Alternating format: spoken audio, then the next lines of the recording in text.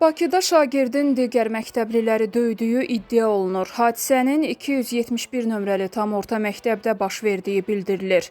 Təhsil müəssisəsindən əldə etdiyimiz məlumata görə, şagird demək olar ki, hər gün məktəblilərə fiziki şiddət göstərir.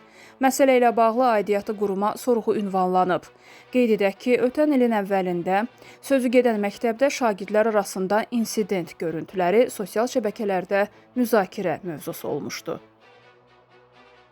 Su nəqliyyatında polis idarəsi və Dövlət Sərhəd Xidməti əməkdaşlarının birgə keçirdikləri tədbirlər nəticəsində Xəzər dənizində meyit aşkar edilib.